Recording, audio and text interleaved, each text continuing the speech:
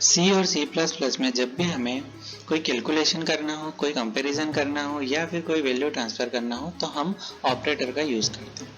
Welcome friends, मैं संदीप निगम आज आपको बताऊंगा सी और सी प्लस प्लस में यूज़ होने वाले ऑपरेटर के बारे में।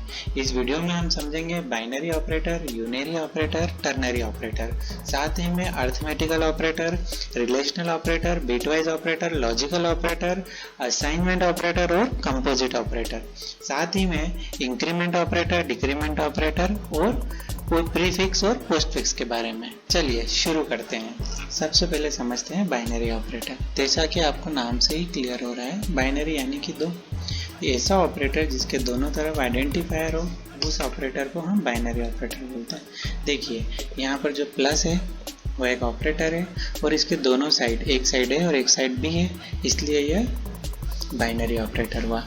जो ए और बी है यह हमारे इसमें आइडेंटिफायर है।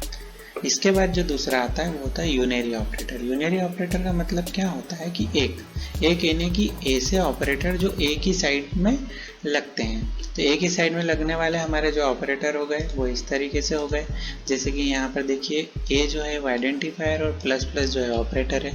ये या तो लेफ्ट साइड में होंगे या फिर राइट साइड में होंगे। यहाँ पर देखिए हमने यहाँ प्लस प्लस ए लिखा है और यहाँ पर ए प्लस प्लस लिखा है। तो इस तरह के ऑपरेटर को हम यूनरी ऑपरेटर बोलते हैं। तीसरा हमारे पास होता है टर्नरी ऑपरेटर। टर्नरी ऑपरेटर का मतलब ये होता है, टर्नरी यानी कि 3।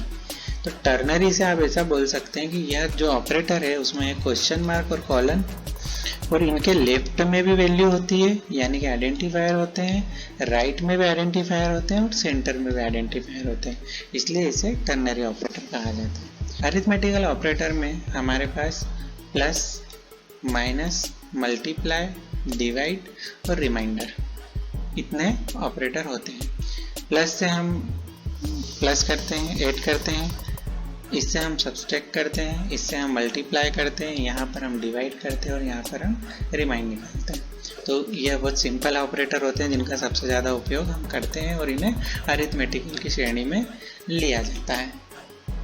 दूसरा हमारे पास होता है रिलेशनल ऑपरेटर। देखिए रिलेशनल ऑपरेटर का मतलब यहाँ पर है कि हमें कंपैरिजन करना होता है। यहाँ पर जो प्रोग्राम बनाया है इसमें हमने ए की वैल्यू गेट की है, बी की वैल्यू गेट की है। वैल्यू गेट करने के बाद हमने उसमें कंपैरिजन किए हैं। यहाँ पर हमारे पास कुल 6 ऑपरेटर होते हैं, जिसमें पहला है इक्वल इक्वल। देखिए इक्वल जो होता है वो असाइनमेंट ऑपरेटर होता है, लेकिन इक्वल इक्वल जो होता है वो दोनों में वैल्यू को कंपेयर करता है। यहाँ पर इक्वल इक्वल होने से मतलब ये है कि जब ए बी के बराबर होगा तब यह जो मैसेज है यह प्रिंट हो जाएगा, अदरवाइज ये मैसेज प्रिंट नहीं होगा। जस्ट इसका जो अपोजिट है वो हो गया ए नॉट इक्वल टू बी। हम इसे रीड करेंगे ए नॉट इक्वल टू बी। इसमें जस्ट पहले वाले के रिवर्स में काम करेगा। अब हमारे पास है A less than B. Less than का जो सिंबल है ये हमारा रिलेशनल ऑपरेटर है और लेस देन इक्वल टू यानी कि हमें कोई वैल्यू छोटी भी होना चाहिए और साथ में इक्वल भी होना चाहिए, तो लेस देन इक्वल टू का भी यूज कर सकते हैं। उसके बाद हमारे पास है ग्रेटर देन और साथ में ग्रेटर देन इक्वल टू। तो अब अगर हम एग्जाम्पल में देखें और हम अगर कोई भी वैल्यू देते हैं, मैं यहाँ पर प्रोग्राम को रन करूँगा। मैंने रन करने के बाद उसे बड़ा करता हूँ और यहाँ पर हमने कोई भी वैल्यू दी। यहाँ पर मैंने 10 और सेकंड वैल्यू में भी 10 दिया। तो देखिए a इक्वल टू बी, पहली वाली कंडीशन हमारी चल गई। a इज लेस देन और इक्वल। अब देखिए लेस देन वाली कंडीशन तो आई नहीं, लेस देन और इक्वल वाली आ गई क्योंकि a जो है वो b के इक्वल भी है। और a इज ग्रेटर देन और इक्वल वाली आई क्योंकि इसमें भी इक्वल था, सिर्फ जो ग्रेटर देन वाली है वह नहीं आई। तो इस प्रकार से यह प्रोग्राम काम करेगा। इसके बाद जो हमारा आता है वह होता है बिटवाइज ऑपरेटर। देखिए बिटवाइज ऑपरेटर यानी कि यह जो ऑपरेटर होते हैं ये बिट पे काम करते हैं, यानी पूरे नंबर पे नहीं काम करेंगे। इनकी बाइनरी वैल्यू निकलेगी और उस बाइनरी वैल्यू पर ये जो ऑपरेशन है इनको परफॉर्म किए जाएंगे। तो सबसे पहले आपको किसी भी वैल्यू की बाइनरी वैल्यू निकालना आना चाहिए। तो यहाँ पर अगर आप देखेंगे तो हमारे पास 4 है, तो 4 का जो बाइनरी वैल्यू क्या होती है 100। उसी के साथ हमारे पास 14 है, तो 14 की जो बाइनरी वैल्यू होती है वो क्या होती है 1110। तो हमें सबसे पहले तो यह आना चाहिए। दूसरा जो बिटवाइज के लिए है वो कुछ रूल है, वो मैं आपको बता देता हूँ। यहाँ पर ये हमारी पहली बिट है, यानी कि पहले आइडेंटिफायर के अंदर जो वैल्यू है वह, और ये दूसरा आइडेंटिफायर के अंदर जो पहली वैल्यू है वह। तो जब हम बिटवाइज ऑपरेटर लगाते हैं तो अगर दोनों वैल्यू 0 हुई, या फिर 0 एक में 0 दूसरे में 1, या पहले में 1 दूसरे में 0, या दोनों में 1 1, मैक्सिमम वैल्यू जो हो सकती है वो यही हो सकती है। तो अब हम हमारे पास जो बिटवाइज ऑपरेटर है उसमें हमारे पास है बिटवाइज एंड, बिटवाइज और बिटवाइज एक्सओर, ये 3 ऑपरेटर हमारे पास होते हैं। उसके बाद जो होता है वो होता है नॉट, और नॉट के बाद जो होते हैं वो होते हैं लेफ्ट शिफ्ट और राइट शिफ्ट। 2 ऑपरेटर हमारे पास ये और होते हैं।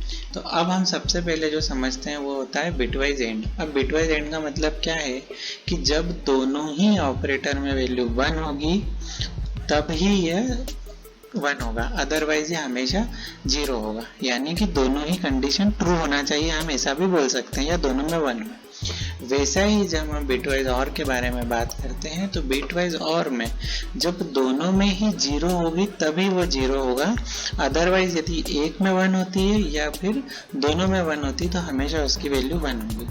और जब हम बिटवाइज एक्सओआर की बात करते हैं तो इसमें जब दोनों में 0 होगा तब 0 होता है, जब दोनों में 1 होता है तब 0 होता है। यानी कि जब दोनों सेम होते हैं तब ये 0 हो जाता है और अदरवाइज ये 1 हो जाता है। चलिए अब हम समझते हैं, हमने यहाँ पर जो वैल्यू ली है वो लिए 0 1 0 0 और 1 1 1 0।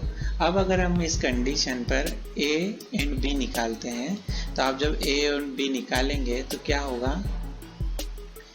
यहाँ पर आपने देखा 0 है और 1 है, तो 0 और 1 की कंडीशन में क्या होगा 0, तो पहली जो डिजिट हो गई वो हमारी 0 हो जाएगी। दूसरी जो हमारी वैल्यू होगी, मैं एक काम करता हूँ उसे यहाँ से हटाकर यहाँ पर लिख देता हूँ, ठीक है। अब हम एक बार उनमें देख लेते हैं।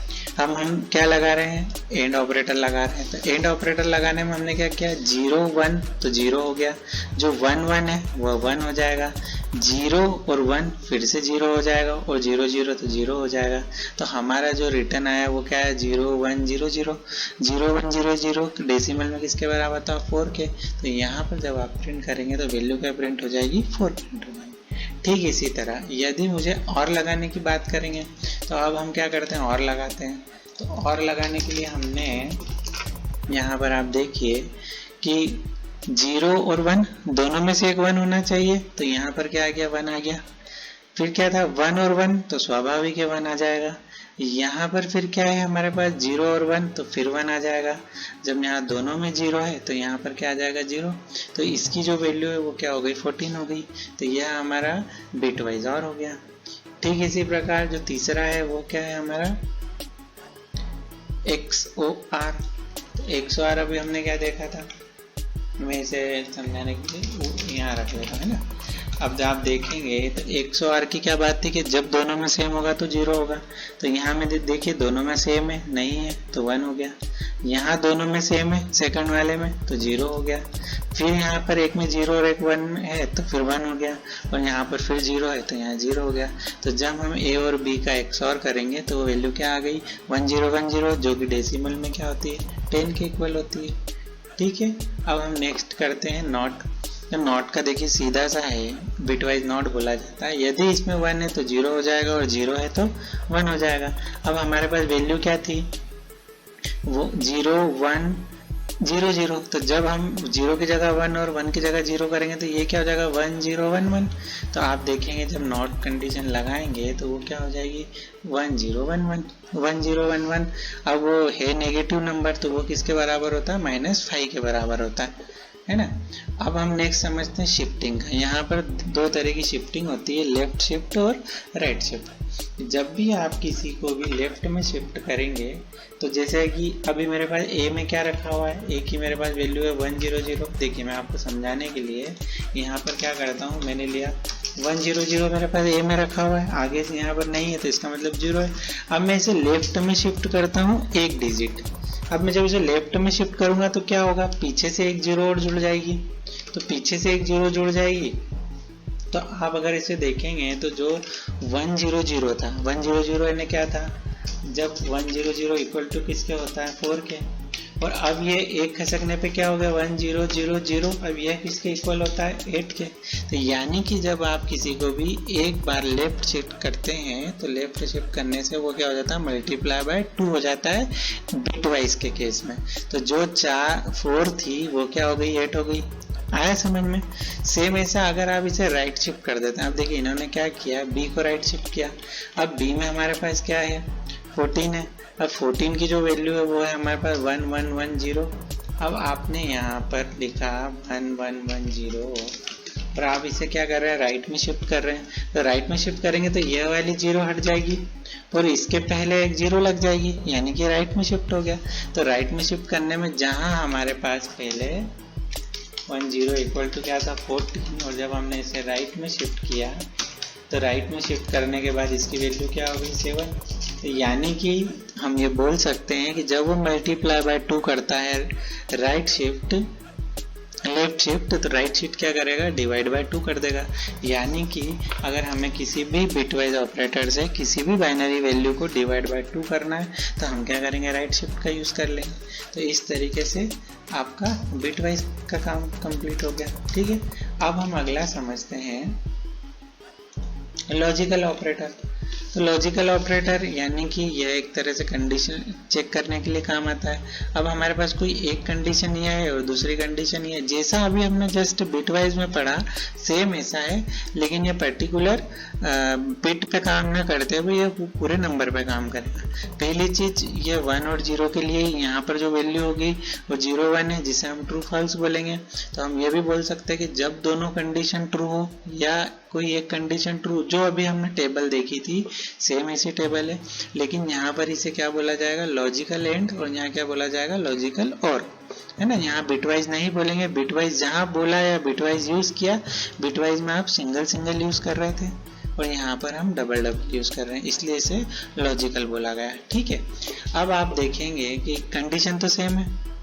अब हमने क्या ए लॉजिकल एंड और बी, यानी कि जब दोनों में वैल्यू जो हो नॉन जीरो वैल्यू हो, यानी कि माइनस में कुछ हो या फिर प्लस में कुछ हो, जीरो नहीं होना चाहिए। जीरो को छोड़ के जितने भी ये सब ट्रू होते हैं और जीरो जो होता है वो फॉल्स होता है। तो यहाँ पर आपने क्या किया ए लॉजिकल एंड बी, यानी कि जब दोनों ट्रू हो तो ये वाला मैसेज प्रिंट हो जाएगा।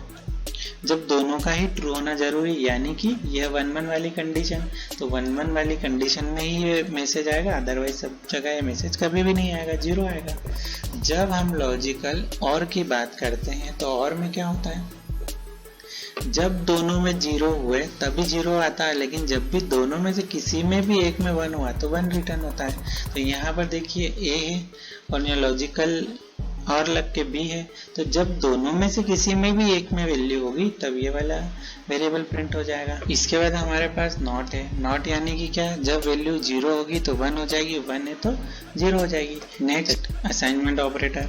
असाइनमेंट ऑपरेटर क्या करता है कि ये जो भी राइट में वैल्यू है यह क्या करता है लेफ्ट में शिफ्ट कर देता है।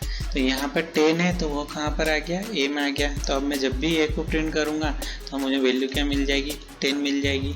इसी प्रकार देखिए जैसे यहाँ पर मैंने 2 बार असाइनमेंट ऑपरेटर लगा लिया है, तो असाइनमेंट लगाने से क्या हुआ ए की वैल्यू बी में आ गई और बी की जो वैल्यू थी वो सी में आ गई। तो जब हम ए बी सी को प्रिंट करेंगे तो हर बार हमें ट्रेन ही प्रिंट होगा। ठीक है, अब नेक्स्ट है हमारे पास कंपोजिट ऑपरेटर। देखिए कंपोजिट ऑपरेटर ये एक मिक्स है जिसमें हमारे पास बाइनरी ऑपरेटर भी है और हमने जो अभी असाइनमेंट पढ़ा वो ऑपरेटर भी है। तो यहाँ पर क्या किया, जैसे हम लिख रहे थे ना ए बराबर ए प्लस बी, यानी कि हमने यहाँ जैसे सी में लिखने के जाए ए में लिख दिया। तो अब यहाँ पर क्या होगा कि इसकी जगह ये सेम ये वाला ऑपरेशन परफॉर्म करेगा और हम लिखेंगे कैसे प्लस इक्वल टू बी, यानी कि इसका मतलब क्या हुआ कि ए के अंदर ही ए में ही ए प्लस बी होके आके स्टोर हो जाएगा। ठीक है, तो यह होगा हमारे कंपोजिट ऑपरेटर। तो सेम जितने हमने उसमें पढ़े थे सबसे पहले अरिथमेटिकल, तो सेम हमारे पास जैसे ए प्लस बी, ए बराबर ए माइनस बी करना हो तो भी हम ए माइनस इक्वल टू कर देंगे, ऐसे ही हम मल्टीप्लाई के साथ इक्वल कर देंगे, ऐसे ही हम डिवाइड के साथ कर देंगे और ऐसे ही हम रिमाइंड के साथ कर देंगे। तो वैल्यू क्या होगी उसी वेरिएबल में स्टोर हो जाएगी। तो जब भी इस तरह के काम करना हो तो आप ये शॉर्ट में इसका उपयोग कर सकते हैं। कंपोजिट बिटवाइज में भी चल जाते हैं, इसलिए कभी कभी आप देखोगे तो ऐसे बिटवाइज में भी कंपोजिट लगा देते। जैसे मुझे यहाँ क्या करना था, a equal to a bitwise operator and लगा के b करना था, तो ऐसा लिखने के बजाय मैं ऐसे भी लिख सकता हूँ। ठीक है, ऐसा में और लगाना है तो मैं एक लगा दूंगा। तो आप इसका मतलब समझिए कि जब भी ऐसा होगा तो आपको जो ऑपरेशन परफॉर्म करना है वो इस तरीके से होगा। ठीक है, अब उसके बाद हमारे पास आता है, बिटवाइज भी हो गया, अब हम चलते हैं इंक्रीमेंट ऑपरेटर पे। अब यहाँ से अगर देखा जाए तो जो हमने नॉट देखे वो हमारे यूनरी ऑपरेटर थे। अब जब हम इंक्रीमेंट ऑपरेटर पे आए तो ये हमारा क्या हो गया, यूनरी ऑपरेटर हो गया। अब इसमें यूनरी ऑपरेटर में क्या हुआ, अगर जैसे लिखा है ना a प्लस प्लस, तो इसका मीनिंग क्या होता है, a equal to a plus 1। कहीं पर भी अगर आपको ऐसा दिखे तो इसका मतलब इंटरनली क्या प्रोसेस होगी है, तो हम इसको लिखते कैसे हैं, a प्लस प्लस लिखते हैं। वैसे ही जैसे प्लस प्लस है ना, इसके लिए भी प्रोसेस सेम होगी, सिर्फ अंतर इतना सा है, यह पोस्ट फिक्स है और यह प्री फिक्स है ना। तो पोस्ट फिक्स में क्या होता था कि जैसे मेरी वैल्यू यहाँ पर a में क्या है, 10 है, तो 10 है यानी कि पहले 10 प्रिंट होगा और उसके बाद वैल्यू बढ़ेगी प्लस प्लस में, यानी कि जब हम प्रिंट करेंगे तो 10 ही प्रिंट होगा। और यहाँ पर देखिए, अब यहाँ पर तो वैल्यू बढ़ चुकी है तो यहाँ पर क्या हो जाएगा, 11 हो जाएगा। और यहाँ पर क्या है, प्लस प्लस है यानी कि 11 से पहले 12 होगा और फिर प्रिंट होगा। तो जब आप इसका आउटपुट देखेंगे तो आपको किस प्रकार से दिखेगा, 10, 11 और 12। ठीक इसी का मैं रिवर्स बता देता हूँ। मैंने लिया माइनस माइनस, माइनस माइनस का मतलब क्या हुआ, a equal to a minus 1, यानी कि यह डिक्रीमेंट ऑपरेटर हो गया। अब मेरे पास जो a की वैल्यू है वो क्या हो गई थी, 10, 11, 12, तो 12 माइनस माइनस, तो पहले पोस्ट फिक्स लगा हुआ है तो पहले क्या होगा, a की वैल्यू प्रिंट हो जाएगी, लेकिन यहाँ पर क्या प्रिंट हो जाएगा, 12 प्रिंट हो जाएगा। और उसके बाद वैल्यू माइनस होगी यानी कि यहाँ पर वो वैल्यू क्या हो जाएगी, 11 हो जाएगी। और जब यहाँ की हम बात करेंगे तो पहले हमने माइनस कर दी यानी 10 हो जाएगा और प्रिंट क्या होगा, 10 होगा। बस ये हो गया पोस्ट फिक्स और प्री फिक्स, साथ में इंक्रीमेंट का भी काम इसमें सारा हो गया। अब आप जब इसे एग्जीक्यूट करेंगे तो आपको कुछ इस प्रकार से देखिए, 10, 11, 12 और 12, 11 और 10। ओके, अब नेक्स्ट हमारे पास यूनरी ही ऑपरेटर में एक और होता है जिसे हम बोलते हैं साइज। ये दिखता फंक्शन जैसा है लेकिन आपको इसे ऑपरेटर ही बोलना है, और ये यूनरी ऑपरेटर है जो किसी भी वेरिएबल की, जैसे इंटीजर है, इंटीजर हमें पता है कि 2 और 4 बाइट लेता है, डिपेंड करता है मशीन पर। तो जो भी साइज इसने ऑक्यूपेट करी होगी ये उसे रिटर्न कर देगा। कैरेक्टर हमारा हमेशा 1 बाइट लेता है तो यहाँ पर रिटर्न क्या हो जाएगा, 1 बाइट रिटर्न हो जाएगा, यानी 1 रिटर्न हो जाएगा। उसके बाद आपके पास आता है टर्नरी ऑपरेटर। टर्नरी ऑपरेटर जैसा हमने अभी समझ लिया था कि यहाँ पर क्या होंगे, 3 आइडेंटिफायर का यूज़ होगा। अब यहाँ पर जो कंडीशन हम लगा रहे हैं कि हमने ए में क्या असाइन किया है 5 और बी में क्या है कुछ भी नहीं है। यदि यह वैल्यू ट्रू हुई यानी कि आपने यहाँ पर जो भी एक्सप्रेशन लिखा है यदि वो ट्रू हुआ तो यह रिटर्न होता है और अदरवाइज यह रिटर्न होता है। तो यहाँ पर देखिए a इज ग्रेटर देन 0 है, यस है, तो ये क्या करेगा, 1 रिटर्न कर देगा। 1 रिटर्न कर देगा तो b में 1 आ जाएगा, तो यहाँ पर क्या होगा, b प्रिंट हो जाएगा।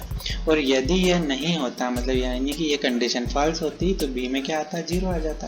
तो इससे क्या होती है, कंडीशन एक तो सिंगल लाइन में लिखा जाती है और आसान हो जाता है, इसलिए हम इसे कंडीशनल ऑपरेटर भी बोलते हैं और इसे सिंगल लाइन में यूज कर सकते हैं, टर्नरी ऑपरेटर। आशा है मुझे आपको C और C++ में यूज होने वाले सभी ऑपरेटर के बारे में बहुत अच्छे से समझ में आ गया होगा। साथ ही में मैंने ये जो पूरा आपको समझाया है इसका मैंने एक पूरा ब्लॉग बनाया है और उसकी लिंक मैं आपको डिस्क्रिप्शन में दे रहा हूँ। यदि आपको कुछ समझना हो तो आप वहाँ से भी समझ सकते हैं, साथ में आप मुझे कमेंट्स भी कर सकते हैं। मिलते हैं नेक्स्ट वीडियो में। Thanks for watching.